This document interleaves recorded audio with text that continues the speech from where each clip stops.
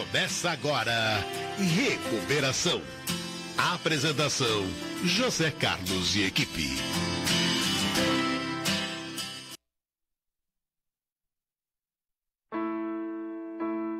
Nós estamos ao vivo, em tempo real, são 12 horas e 1 minuto. Meu nome é Zé Carlos, estou em recuperação. Boa tarde a todos.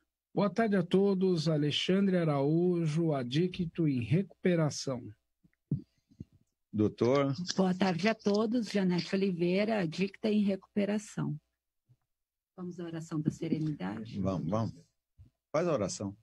Deus, conceda-me serenidade para aceitar as coisas que não posso modificar, coragem para modificar aquelas que posso e sabedoria para reconhecer a diferença. Só por hoje funciona. É isso aí, gente. Bem, amigos ouvintes, é com alegria que nós iniciamos mais esse programa Recuperação. Nosso tema aqui, vocês estão cansados de saber, nós falamos sobre drogas no geral. Nós falamos sobre drogas psicoativas, que também não precisa ser muito esperto, muito observador, para saber que essas drogas psicotrópicas causam desequilíbrio no indivíduo, né? Entram lá para o cérebro e a pessoa, tanto no momento do uso quanto depois, a longo prazo, tem comportamentos disfuncionais. Isso vai gerando uma onda de transtornos e violência. E nós precisamos ter atenção para isso. Essa violência social, familiar do indivíduo, nós devemos ter atenção para minimizar. Tudo que é agredido se defende, né? A sociedade, o indivíduo, a família quer se livrar do problema. Então, nós temos a sociedade civil e temos o Estado também. O Estado, de alguma forma, a gente paga os nossos impostos e esse Estado, ele nos devolve com o quê? Políticas públicas para tentar minimizar os nossos políticos, né? A Câmara Municipal, Estadual, Federal vai lá e arma políticas públicas para tentar diminuir isso, né? E hoje nós estamos aqui com o Dr. Quirino, já conhecido. Dr. Quirino é secretário nacional de cuidados e prevenção às drogas. É o homem das drogas, que lida com esses problemas das políticas públicas e é o mundo, né? Nós estamos falando aqui, não é de pouca coisa, não, né? E eu gostaria de passar a palavra do Dr. Quirino, mas antes já vou deixar uma pergunta. Já vou deixar a primeira pergunta, que é: Doutor Quirino, primeiro, boa tarde, bom dia, boa tarde. E o que faz a sua secretaria? Qual é a área de abrangência? O que você poderia falar dela? Qual é a missão? Essa missão, lembrei da missão impossível agora. Essa missão difícil de gerenciar esse descontrole e desconhecimento que nós temos sobre esse grande problema humano. Bom, então, antes de mais nada, muito boa tarde, Zé Carlos, boa tarde, Alexandre, boa tarde a todos os amigos que estão nos vindo, que estão nos vendo nesse momento. Eu gostaria de agradecer imensamente pelo convite, pela oportunidade, mais uma vez, de estarmos juntos conversando sobre esse tema de grande relevância para todo o conjunto social. Como você, então, adiantou, Zé Carlos, eu sou o secretário nacional de Cuidados e Prevenção às Drogas do Governo Federal. Para quem está nos acompanhando agora, possa entender um pouco isso, no início da atual gestão do Governo Federal, houve uma divisão nas competências das políticas sobre drogas no Governo Federal. As ações que são concernentes, que são relativas à redução de oferta de drogas, basicamente as ações de repressão ao crime organizado, ao narcotráfico, essas competências, então, ficaram a cargo do Ministério da Justiça e Segurança Pública, e uma secretaria naquele ministério chamada Secretaria Nacional de Política sobre Drogas, que é a SENAD. E as ações, as competências que dizem respeito à redução de demanda de drogas, ou seja, ações de prevenção ao uso de álcool e drogas, cuidado, tratamento, recuperação, reinserção social de pessoas que apresentam dependência química, ficaram, então, a cargo do Ministério da Cidadania.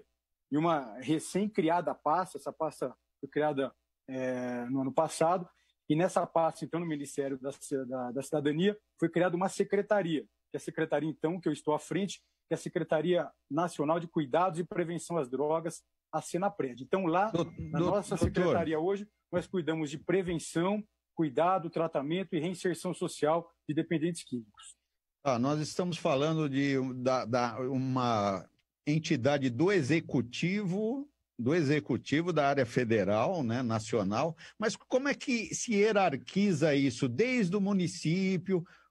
Porque quando a gente fala de Brasil, é uma coisa muito grande, nós estamos falando de um continente. Nós temos aí 8 mil, 10 mil municípios. Como é que o município age do ponto de vista político? Ele deve, do ponto de vista hierárquico, entrar em contato com a secretaria ou ele tem uma autonomia? Como é que funciona isso? Então, nós estamos no Executivo Federal. Nós temos, então, essas duas secretarias que trabalham nas polícias de drogas, uma trabalhando basicamente na repressão e a outra secretaria, que é a nossa, trabalhando nas ações de prevenção, cuidado, reinserção social. Existem, então, os correspondentes das nossas secretarias nos estados e também nos municípios. E nós temos buscado, José Carlos, cada vez mais nos aproximarmos dos nossos correspondentes nos territórios, nos estados e municípios. Só para quem está nos ouvindo possa ter uma ideia, nós tivemos uma grande inovação agora nessa gestão do governo federal. Nós criamos uma instância na política sobre drogas que não existia, que é a Comissão Intergestores Bipartite, que reúne, então, o gestor federal, que reúne, então, nós, essas duas secretarias, e também os gestores estaduais, né, para que nós possamos discutir as ações, alinharmos as ações, monitorarmos as ações. E com os municípios, na verdade, nós agora também estamos com uma ação inédita. Nós vamos assinar agora, em breve, um acordo de cooperação técnica com a Confederação Nacional dos Municípios, com a CNM, para que nós possamos fazer com que as ações que nós colocamos à disposição dos gestores municipais realmente possam chegar com mais efetividade para o cidadão. Tá bom, doutor. Quando nós pensamos em convidar o senhor, nós tínhamos um tema em mente, um assunto em mente, que é um assunto premente, um assunto que nós dos grupos, nós que lidamos com tratamento do dependente químico, achamos que é o ponto nevrálgico, o problema mais importante que nós temos, que é a questão do tratamento do dependente químico, que não tem tanta eficácia. A gente sabe que no mundo inteiro o número de recaídas é imenso, mas o que vocês estão fazendo na questão do tratamento da dependência química? A efetividade do tratamento, que é um assunto difícil, a gente sabe disso porque a parte do paciente é grande, mas como era antes na questão da redução de danos, que é um nome bonito aí, e hoje a abstinência, o que mudou e o que está sendo feito para efetivamente o tratamento funcionar proporcionalmente melhor? José Carlos, como você mesmo já adiantou, quando nós lidamos com a dependência química, nós lidamos com uma condição necessariamente crônica, que vai acompanhar aquela pessoa durante muito tempo, se não durante toda a vida. Então, é muito importante que as pessoas que estão nos assistindo, que estão nos vendo, possam ter ideia, né, exatamente do que se trata a dependência química. Então, situações de recaída, de recorrência, podem acontecer, mas é importante, né, enfim, que o dependente químico, a sua família, esteja sempre vigilante, acompanhando essas situações. No que diz respeito ao tratamento, então, da pessoa com dependência química, nós aqui no governo federal buscamos realizar mudanças no que diz respeito ao objetivo do tratamento. Antes, na verdade, até nós publicarmos o que é considerada a nova Política Nacional sobre Drogas, que nós publicamos a nova Lei de Drogas, 2 normativas publicadas no ano passado, o que acontecia, então, no Brasil até então, era que o que se buscava com o tratamento, basicamente, era reduzir danos, reduzir problemas, reduzir consequências do uso da substância na vida do indivíduo, na sua saúde, na sua vida familiar, na sua vida social. A grande questão é que, infelizmente, nós vimos tendo resultados do ponto de vista dos indicadores daquela antiga política pública insatisfatórios. Por conta disso, então, nós buscamos realizar mudanças e o que nós, então, colocamos como objetivo a partir de agora é que haja efetivamente uma busca pela promoção e manutenção da abstinência. E o que se busque, na verdade, de um jeito mais efetivo, é que haja efetiva recuperação da pessoa com dependência química. Nós estamos cada vez mais buscando atingir essa situação de recuperação. E para isso, então, nós estamos mudando um pouco o tipo de trabalho que o governo federal vinha realizando. Hoje, nós temos investido bastante no financiamento e na oferta de vagas gratuitas para a população, para o atendimento em comunidades terapêuticas que trabalham nessa perspectiva de manutenção, de promoção da abstinência, na recuperação do dependente químico. Temos também trabalhado em parceria com grupos de apoio familiar, grupos de mútua ajuda, como Amor Exigente, como Pastoral da Sobriedade, Cruz Azul no Brasil, Grupo Esperança Viva, ligado à Fazenda Esperança. Ano passado, nós fizemos um trabalho de aproximação e parceria com os grupos anônimos, como a AA, o NA, o Alanon, o Naranon, que trabalham com os familiares, essas pessoas. Enfim, nós estamos mudando, né, as nossas ações, nós temos buscado realizar essas parcerias com entidades que trabalham, então, com as novas perspectivas da política pública que nós temos agora. Primeiramente, dar uma boa tarde para o senhor, prazer em revê-lo. Deve estar em algum lugar do Brasil agora, né? Cada hora o menino está no Nordeste. Estou em São Paulo agora, estou em São Paulo. Obrigado por o senhor ser esse grande amigo das pessoas em recuperação. Quando a gente escrever a história dos tratamentos no Brasil, vai ter uma parte lá que vai ser só o doutor Quirino, né, José? Pelo avanço nos tratamentos das comunidades terapêuticas, da regulamentação das leis. Doutor Quirino, dentro desse trabalho que o senhor está falando, da recuperação, desse foco, eu queria fazer uma pergunta para o senhor, que é o seguinte: o tratamento, ele cumpre o papel de estabilizar a pessoa de uma recuperação física, psíquica e informar ela sobre o tratamento, sobre o que ela tem, sobre a doença que ela tem. Esse é o papel efetivo das comunidades terapêuticas, das clínicas, dos hospitais, no que se diz respeito ao tratamento. A recuperação, ela já se passa mais por um fator em que as pessoas precisam olhar a desordem do uso da substância. Então, se passa por um check-up, por um acompanhamento médico, por moradia, por residência, por empregabilidade, tratamentos de trauma, enfim, uma rede de apoio que essa pessoa possa ter sustentação e quebrar esse ciclo de sair do tratamento e retornar, porque, como sempre a gente conversa, senhor José, o abandono é muito alto e a gente pode ver que está muito ligado a essas desordens que o uso de substância causa. Então, eu queria que o senhor falasse um pouco disso. E uma segunda pergunta é sobre a população carcerária, de como a população carcerária se beneficia, porque nós sabemos que dentro dessa população existem inúmeros dependentes que estão num set, num local adequado para tratamento, e se há algum planejamento, algum trabalho para a população carcerária. Então vamos lá. Essa é uma questão de fundamental importância, Alexandre, porque o que nós temos buscado aqui no governo federal é justamente caminhar, trilhar esse caminho que você acabou de nos apresentar. Nós temos buscado o trabalho em rede, tanto com a rede da saúde, nós temos buscado o trabalho com a rede socioassistencial. Só para quem está nos ouvindo também possa ter uma ideia, pela primeira vez nós acabamos formalizando uma normativa que coloca, por exemplo, as comunidades terapêuticas como um serviço de suporte à rede socioassistencial, como CRAS, CREAS, Centros COP. Com isso, o nosso objetivo é fazer com que haja uma aproximação cada vez mais das entidades que trabalham com a recuperação da pessoa com dependência química com a rede socioassistencial, que é de grande importância, já que, infelizmente, boa parte das pessoas com dependência química encontram-se em situação de vulnerabilidade social. Nós publicamos juntamente no governo federal com a Secretaria Nacional de Assistência Social uma portaria 69, que então aproxima a rede socioassistencial das comunidades terapêuticas.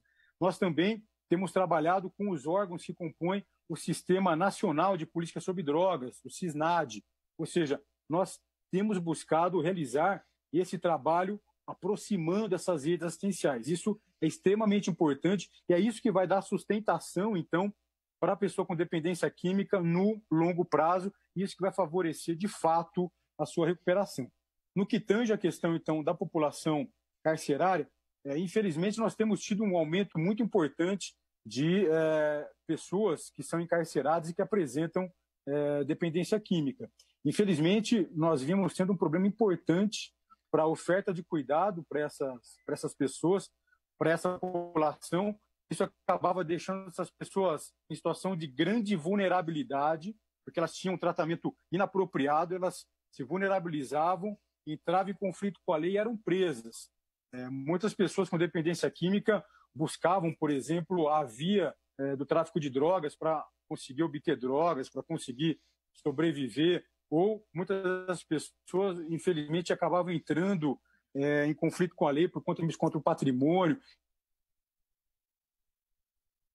Houve uma área química. Um dos rumos que nós buscamos é que haja, obviamente, uma redução da população carcerária em decorrência de políticas mais efetivas de cuidado, de tratamento, de assistência. E uma outra coisa, nós agora temos trabalhado, principalmente em parceria com o Congresso Nacional, visando o acompanhamento da população carcerária por meio das APACs, né? Então, inclusive, nós recriamos uma frente parlamentar no ano passado, no Congresso Nacional, para darmos mais suporte, mais investimento, tanto para as comunidades terapêuticas quanto para as APACs, que é um trabalho que é realizado nos presídios para o cuidado das pessoas com dependência química. Então, nós temos hoje essa parceria lá no Congresso Nacional, com a Frente Parlamentar em Defesa das Comunidades Terapêuticas e das APACs. E com isso, o nosso objetivo é aproveitarmos essa situação, enfim, que é uma situação que é muito ruim, do indivíduo dependente químico encarcerado, mas ele está naquela situação e o poder público precisa aproveitar esse momento para tentar ajudá-lo. Doutor Quirino, eu vou agora ir para um ponto bem difícil. Eu sei que não é uma coisa para se resolver de uma forma fácil, mas eu acho que é um momento importante para a gente pensar nisso. Eu vou voltar agora ao ponto principal. Nós temos aí mais ou menos umas 3, 4 mil comunidades terapêuticas, são trabalhos essenciais, eles foram mais ou menos jogados meio de escanteio durante anos, desde 2006, jogados meio de escanteio, ficaram meio na neblina, né? Parecia que não eram oficiais, hoje estão se assentando bem. Nós temos lá 4 mil, você multiplica miseravelmente por 30, nós temos o grosso dos dependentes químicos, que tem um grande potencial do tratamento a longo prazo. Do outro lado, nós temos uma rede magnífica disponível, tem lá 100 mil pessoas agora que estão em recuperação dentro dos grupos anônimos, Amor Exigente, que é uma coisa linda isso.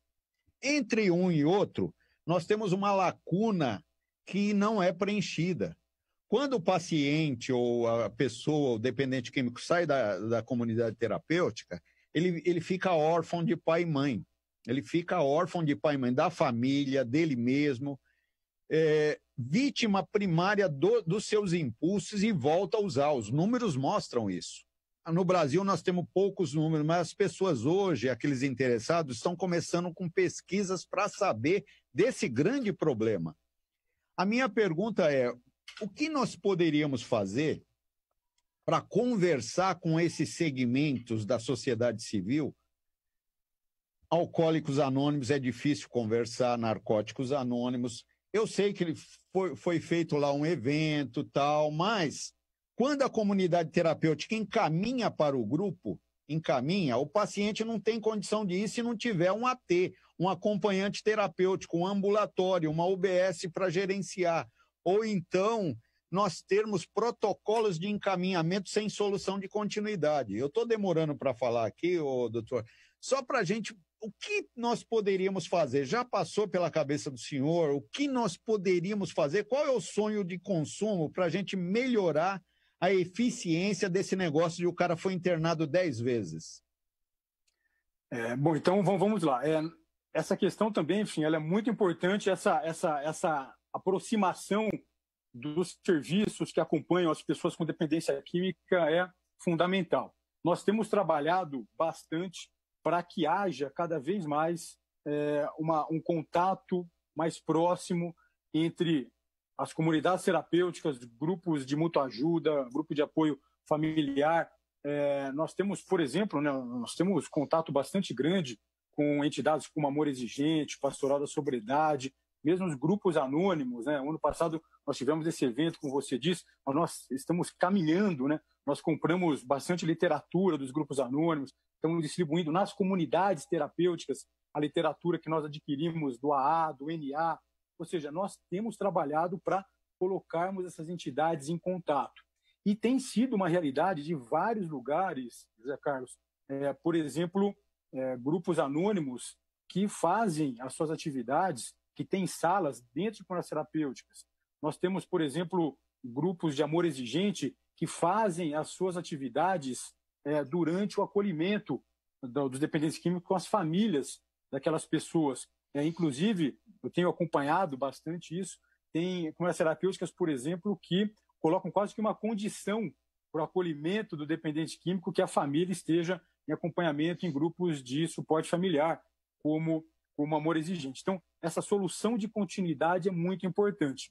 Isso a gente está falando dos grupos da sociedade civil, né, dos grupos de mútua ajuda e de suporte familiar. Nós temos também trabalhado no outro lado com a aproximação dessas redes que nós acabamos de falar, serviços de saúde, serviços socioassistenciais.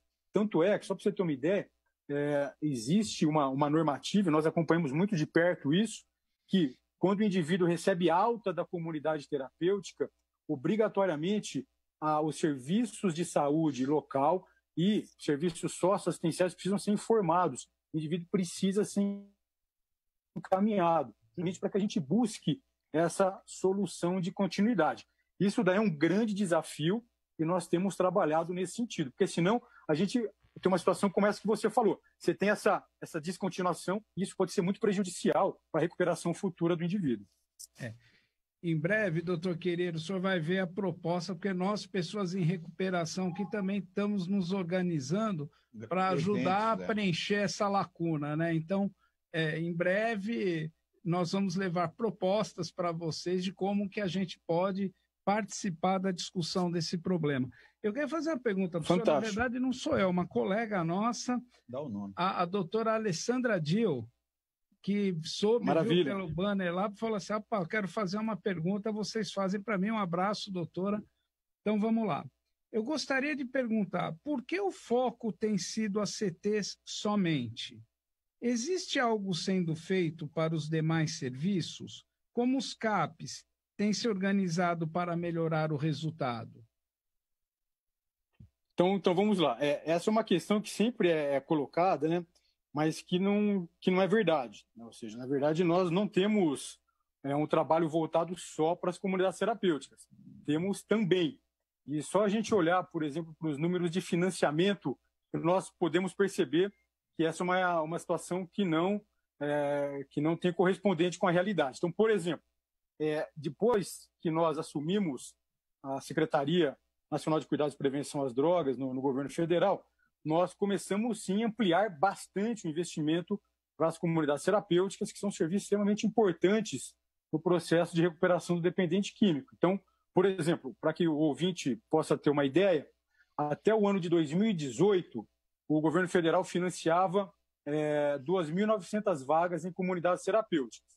No ano passado, nós ampliamos para 11 mil vagas, ou seja, nós quadruplicamos o número de vagas. Por quê? Porque é importante que as pessoas possam ter locais para um tratamento em regime de acolhimento, em regime de proteção daquele indivíduo em situações de agudização dos seus quadros clínicos. Então, o governo federal, no passado, quadruplicou o número de vagas em comunidades terapêuticas. Com isso, só para quem está nos ouvindo possa ter uma ideia, o investimento que nós temos anual com as comunidades terapêuticas do governo federal é de 150 milhões de reais. Agora, de maneira interessante, quando nós pegamos todos os outros serviços que compõem a rede de atenção psicossocial, como CAPS, comunidade de acolhimento, residência terapêutica, hospitais gerais, hospitais psiquiátricos, o investimento para esses serviços hoje é da ordem de 1 bilhão e 500 milhões de reais.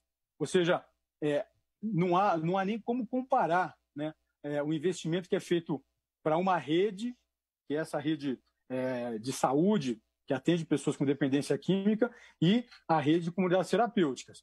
Agora, nós estamos com um edital aberto e nós vamos aumentar ainda mais o financiamento para as comunidades terapêuticas. Nosso objetivo é que nós dobremos ainda, chegando a mais de 20 mil vagas. Ou seja, mas com isso nós ainda vamos chegar no investimento de 300 milhões de reais. Então, ainda o investimento do governo federal é muito maior para essa rede de saúde. Só para finalizar, José Carlos, e nós estamos trabalhando também na rede de saúde para que nós possamos dar potência para outros serviços que antes eram escanteados, como, por exemplo, hospitais. O Brasil tem uma quantidade muito pequena de leitos, por exemplo, para internação, para desintoxicação dessas pessoas. Hoje o Brasil tem menos de 1/3 do mínimo de leitos que nós deveríamos ter. Isso porque durante 30 anos esses leitos foram fechados de maneira irresponsável. Então, nós estamos agora trabalhando também para aumentar leitos de saúde mental, leitos de psiquiatria, para cuidar desses pacientes. Só para quem está nos ouvindo também possa ter uma ideia de um último número, Zé Carlos, que eu acho que é importante. Por exemplo, eu fui coordenador de saúde mental do Ministério da Saúde durante 2 anos, 2017 e 2018. No ano de 2017, nós mudamos a Política Nacional de Saúde Mental, né? Colocamos hospital psiquiátrico na rede, colocamos ambulatórios, hospitais-dia, comunidades terapêuticas, enfim, deixamos uma rede mais robusta, com maior quantidade de serviços e serviços mais diversificados. Só naquele ano, para que as pessoas possam ter uma ideia, nós abrimos 108 CAPs no Brasil. Ou seja, não é que o governo federal não tem investido no restante da rede, é que, na verdade, nós temos investido também em outros serviços, o que não acontecia anteriormente. Doutor, vamos voltar agora ao tratamento do dependente químico. Porque eu vejo assim, a sua gestão vem fazendo uma reforma muito grande, uma reforma admirável, muito bonita, mas à medida que você reforma uma casa, aí começa a aparecer os pequenos defeitos que não aparecia antes. Você concorda? Então, a gente começa a ver alguns defeitos. Eu, na prática diária, nós temos uma necessidade de interagir com rede, com o UBS e principalmente com o CAPS. O CAPS AD. 1, 2 e 3. E nós entre aspas, temos muita dificuldade para entrar dentro dos CAPs. Por quê? Porque, por exemplo, se for um grupo anônimo, o pessoal lá dos Alcoólicos Anônimos, para não quebrar anonimato, lá dos Alcoólicos Anônimos, eles prescrevem abstinência. Ficar limpo só por hoje. Quando você chega num CAPS ou numa UBS, nós aqui não trabalhamos com alcoólicos anônimos nem com narcóticos anônimos. Aí muda-se a política. Em março mudou a política, a lei 11.380 de 2006 teve alguns adendos e agora é abstinência. Só que não houve ainda um desmonte dos procedimentos. Me parece que as coisas continuam mais ou menos parecidas porque as pessoas estão lá. Então, a minha pergunta é, está havendo alguma ação para que haja uma cartilha de orientação para a mudança dos procedimentos dentro desses CAPs ou a ideologia continua a mesma apesar da mudança da lei? É uma pergunta cabeluda, mas eu gostaria que o senhor falasse. Então, essa é uma pergunta cabeluda, Zé Carlos, mas de fundamental importância. Isso é verdade. Nós tivemos, durante 30 anos no Brasil, um tipo de abordagem terapêutica, tanto na área de saúde mental, quanto na área de dependência química, que acabou ocasionando, infelizmente, os graves problemas que nós temos hoje nessas duas políticas públicas no país. Não foi à toa que nós buscamos mudanças, ou seja, não é porque eu estava na minha casa e, de repente, falei, não, eu quero mudar a política de saúde mental, a política de drogas. Não, eu sou médico, eu sou psiquiatra, há mais de 20 anos, vivi na pele todos esses problemas que vinham acontecendo no Brasil nas últimas 3 décadas.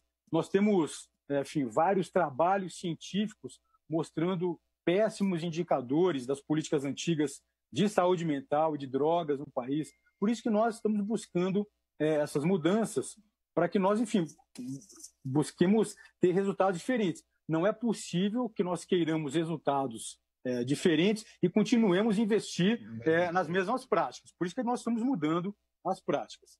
Quando eu disse lá, respondendo a doutora Alessandra Dil, das ações que nós temos feito com os CAPs, nós não só temos ainda trabalhado para expandir essa rede assistencial, mas nós temos trabalhado também para mudarmos o trabalho, as estratégias de ações realizadas naquele serviço.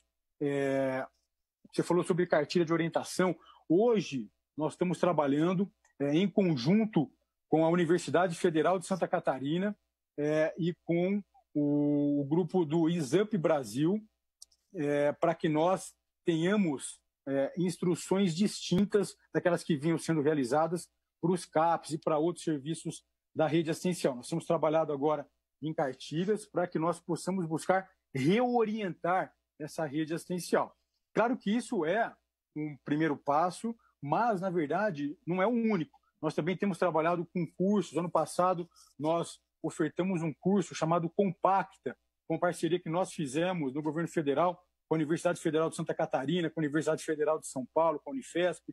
Enfim, nós temos buscado ofertar capacitação, agora vamos ofertar material de reorientação para os profissionais que estão na rede, mas claro que esse é um trabalho que nós não temos a ilusão de que vai ser um trabalho que vai ter os seus resultados de hoje para amanhã, mas é muito importante que nós, que já começamos esse trabalho, que demos continuidade a ele, porque caso contrário, infelizmente, o cenário das drogas no Brasil e dos transtornos mentais de maneira geral, infelizmente, continuarão com os resultados que nós viemos tendo.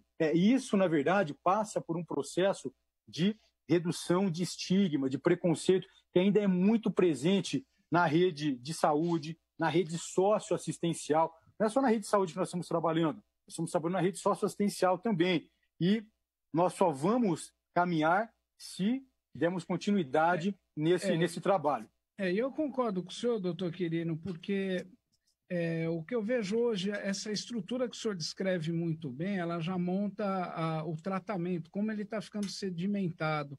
Mas a grande preocupação, porque a recuperação é muito mais barato que o tratamento, né? A pessoa em recuperação ela é um custo muito menor para o Estado. Então, por isso, realmente, eu penso que vai, com o tempo, em se trabalhar o preconceito, o estigma, a discriminação do dependente, criar uma grande cultura de recuperação. Tem uma pergunta do Kleber Pinto, ele pergunta assim: sobre a portaria 437, de 13 de julho de 2020, que estabelece parâmetros para o reconhecimento de organizações da sociedade civil como Centro de Referência em Dependência Química, CEREDEC. Quais os reais benefícios para as comunidades que já estão funcionando?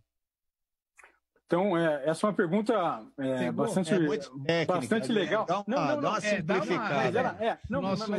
Mas ela é importante porque isso daí foi uma portaria que nós publicamos essa semana que passou, enfim, então mostra que quem está nos acompanhando está bem ligado, bem atualizado. Está bem atualizado no que está acontecendo.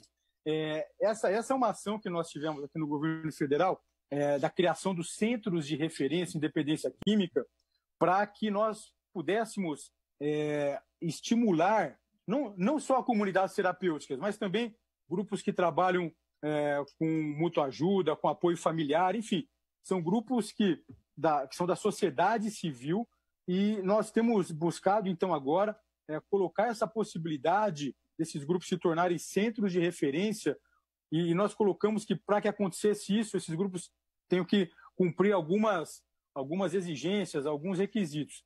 Basicamente, que eles têm que estar ligados à instituição de ensino superior. Essas entidades precisam trabalhar com processos de capacitação, processo de suporte, de ajuda para outras entidades. Esses grupos precisam trabalhar com pesquisa científica, ter as suas práticas baseadas em evidência.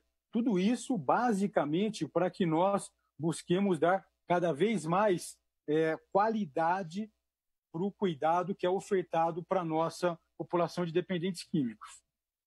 Doutor Quirino, um outro assunto que é bem detalhista, nós estamos entrando numa certa sintonia fina. Mas o que se nota empiricamente na observação de anos, né, é que o próprio serviço, os equipamentos de saúde, tem aquele estereótipo do dependente químico, como se fosse um cara com cara de fofão, pezinho inchado, tal, e não é verdade isso. Nós temos 18 milhões de alcoólatras que preenchem critérios diagnósticos aqui no Brasil. E quando você monta um serviço que, entre aspas, vai tratar esse estereótipo como se ele fosse um morador de rua, gente de rua, eu vou dar passe para ele de ônibus, eu vou pagar almoço. Quer dizer, você não está estigmatizando também e você não está sucateando de alguma forma ou tratando só um segmento social que já está numa situação terrível. E as pessoas que têm suporte, que têm capital de recuperação, que, na verdade, eles têm dificuldade de se ver no lugar daquele outro. Ele chega num CAPS, por exemplo, onde estão dando passe. Ele não precisa de passe, ele não precisa de... Então, me fica parecendo que aqueles que estão em melhor condição de dinheiro não são dependente químico e não devem ter atenção do poder público. Eu estou entrando numa nuance, mas... Deu para pegar? Deu perfeitamente e você está correto. Basicamente, o que acabou acontecendo no Brasil, quando houve a instituição, a criação da Rede de Atenção Psicossocial, da RAPS, que é uma rede de assistência às pessoas com transtorno mental e também dependência química, o que acabou acontecendo na constituição dessa rede assistencial, quando a gente pega um recorte só daqueles serviços de atendimento de base comunitária, ou seja, aqueles que não fazem internação, que não fazem acolhimento, houve, na verdade, a inclusão, quando da criação da RAPS, houve inclusão nessa rede assistencial apenas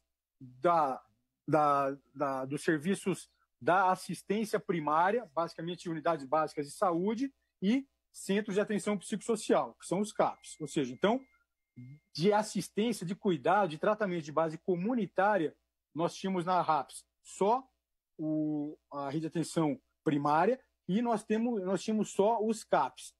A rede de atenção primária, né, a unidade básica de saúde, o programa de saúde da família, dá conta, na verdade, de uma parcela pequena de pessoas, que são aquelas pessoas com quadros mais leves. É muito importante o acompanhamento na atenção básica, mas acaba ficando restrito.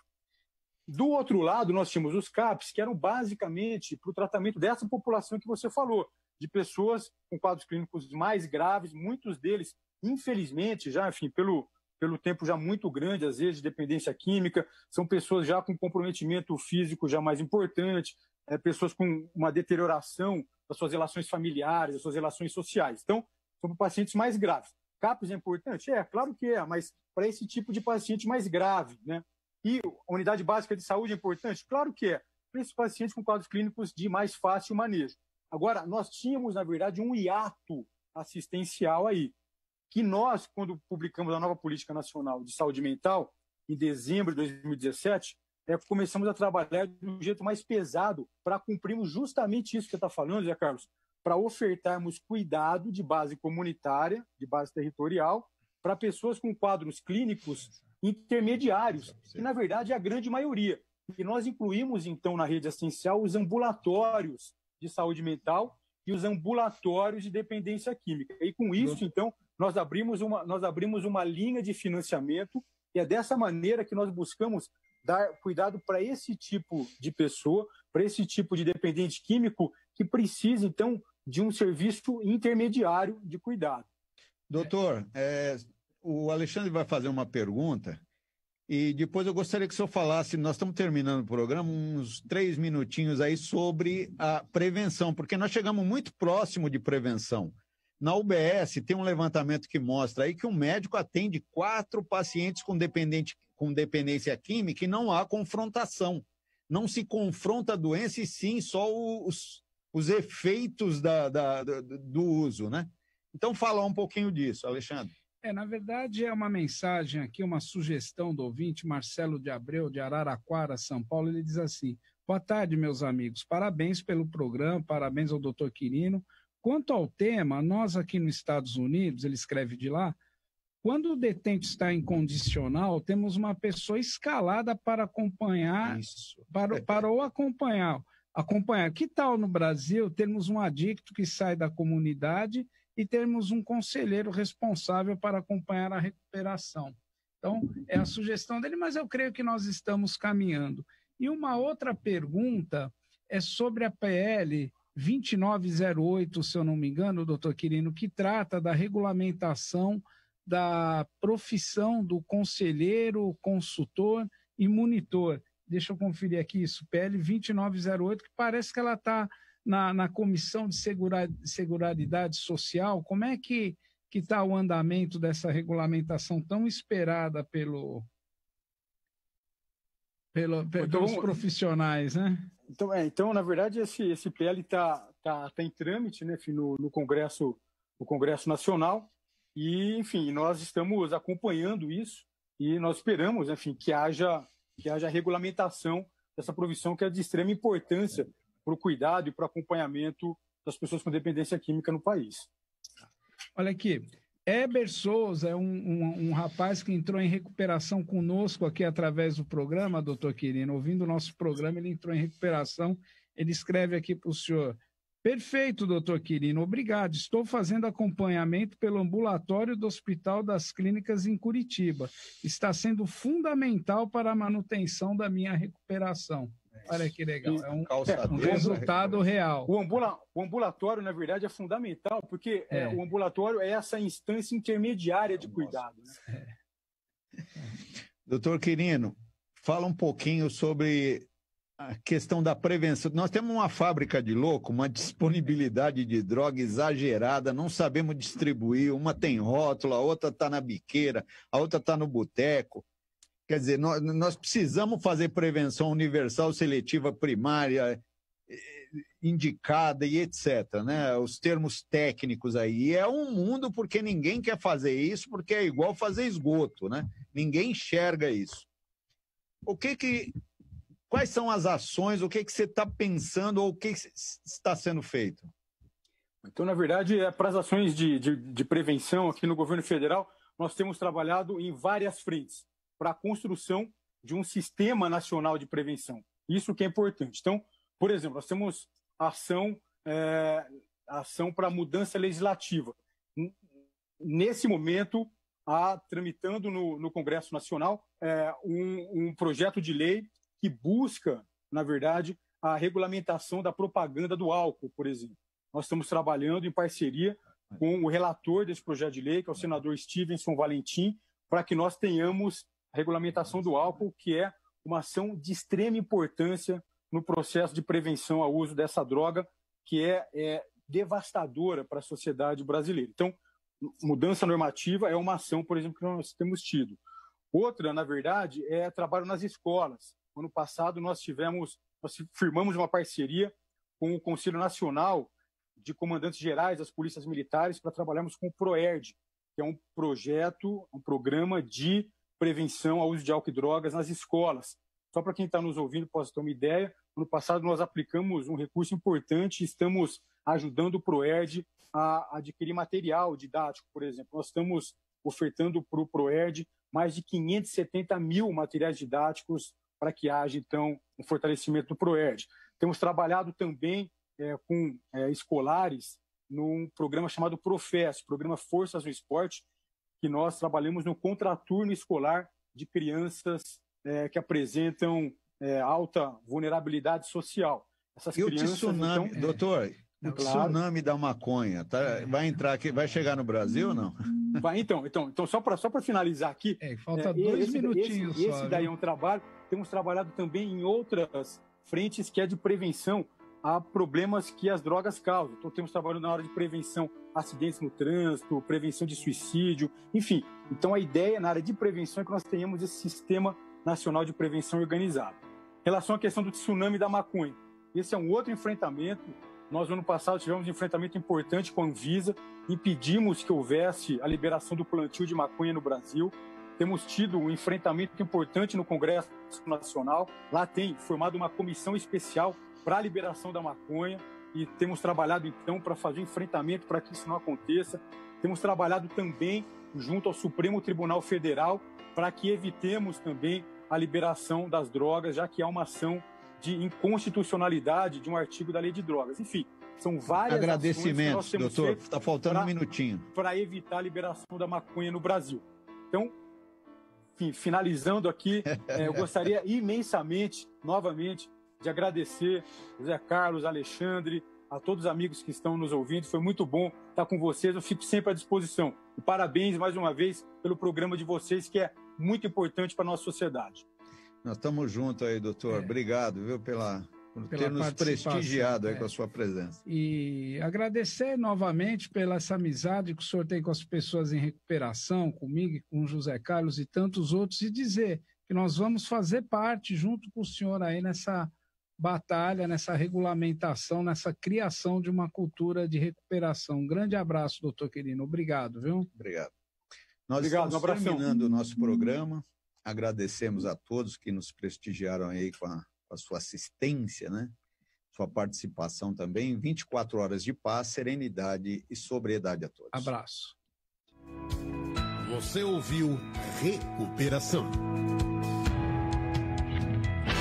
Você gostou desse